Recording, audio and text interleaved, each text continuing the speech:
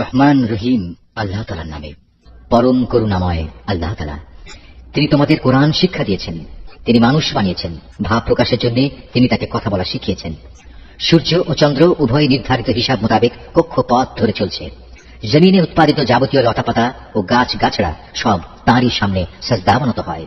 আসমান তাকে তিনি সমুন্নত করে রেখেছেন এবং মহাশূন্যে তার ভারসাম্যের জন্য তিনি একটি মানদণ্ড স্থাপন করেছেন, যাতে করে তোমরা কখনো আল্লাহ তাআলা নির্ধারিত এই মানদণ্ডের সীমা অতিক্রম না করো। ইনসাফ মোতাবেক তোমরা ওজনের মানদণ্ড প্রতিষ্ঠা করো এবং ওজনে কম দিয়ে মানদণ্ডের ক্ষতি সাধন করো না।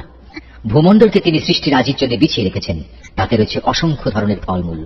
আরো রয়েছে খেজুর, যা আল্লাহর কুদরতে খোসার আবরণে ঢাকা থাকে। আরো রয়েছে ভুসি বিশিষ্ট শস্যদানা ও সুগন্ধযুক্ত ফল।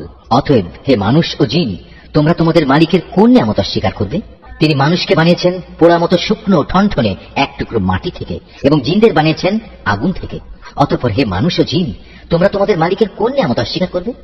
তিনি হচ্ছেন দুই মৌসুমের দুই উদয়াচলের মালিক এবং তিনি হচ্ছেন আবার দুই ঋতুর দুই অস্তাচলের মালিক।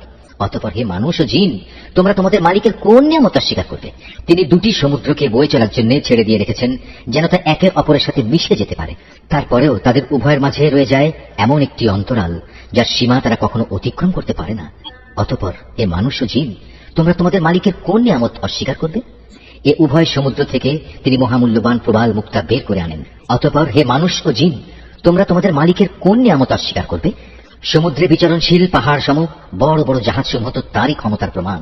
অতঃপর হে মানুষ ও জিন, তোমরা তোমাদের মালিকের কোন কোন নিয়ামত অস্বীকার করবে?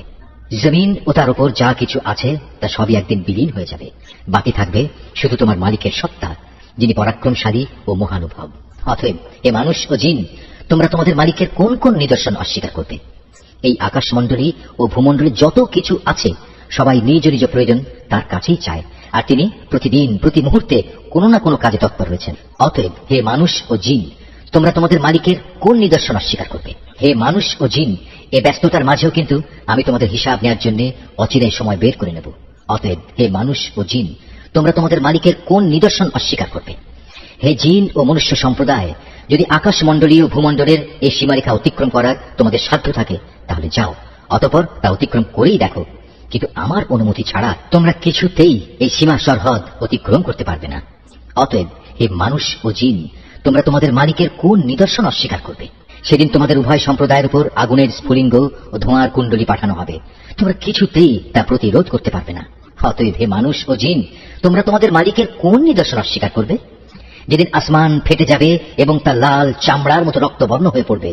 অতএব হে মানুষ ও জিন, তোমরা তোমাদের মালিকের কোন নিদর্শন অস্বীকার করবে? সেদিন কোনো মানুষ ও জিনের কাছ থেকে তার অপরাধ সম্পর্কে কোনো কৈফিয়ত জিজ্ঞেস করা হবে না। অতঃপর হে মানুষ ও জিন, তোমরা তোমাদের মালিকের কোন নিদর্শন অস্বীকার করবে? অপরাধীরা তাদের অপরাধী চেহারা দিয়ে সেদিন এমনিই চিহ্নিত হয়ে যাবে। অপরাধের নথি তাদের ললাটে এঁটে থাকবে এবং তাদের কপালের চুল ও পা ধরে ধরে হাঁকিয়ে নেওয়া হবে। অতঃপর হে মানুষ ও জিন, তোমরা তোমাদের মালিকের কোন নিদর্শন অস্বীকার করবে?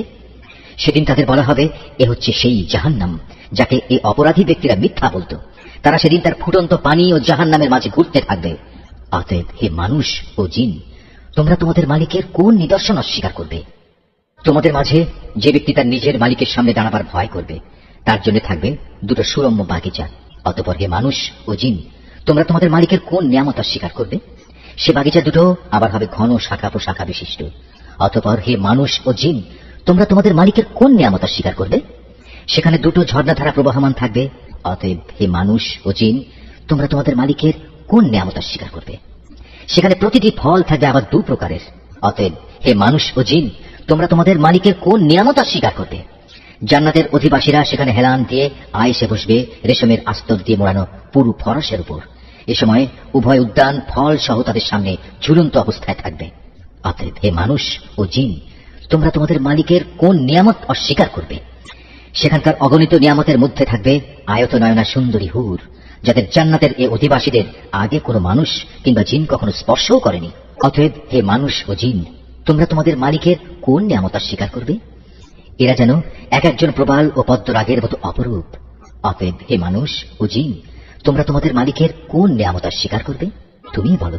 উত্তম আনুগত্যের বিনিময়ে উত্তম পুরস্কার ছাড়া আর কি হতে পারে? অতএব হে মানুষ ও জিন, তোমরা তোমাদের মালিকের কোন নিয়ামত অস্বীকার করবে? নিয়ামতের এ দুটো উদ্যান ছাড়াও সেখানে রয়েছে দুটো ভিন্ন ধরনের উদ্যান। অতএব হে মানুষ ও জিন, তোমরা তোমাদের মালিকের কোন কোন নিয়ামত অস্বীকার করবে? সে দুটো বাগিচা হবে চির সবুজ ও ঘন।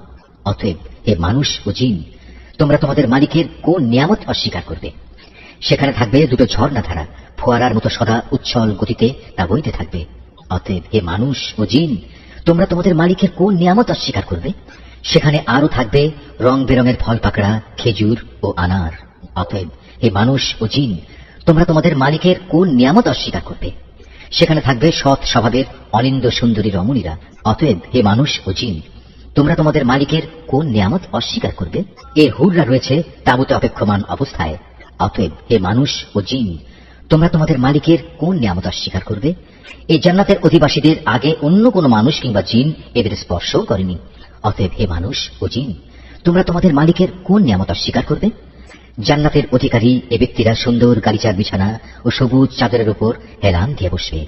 অতএব হে মানুষ ও জিন, তোমরা তোমাদের মালিকের কোন নিয়ামত অস্বীকার করবে? কত মহান তোমার মালিকের নাম!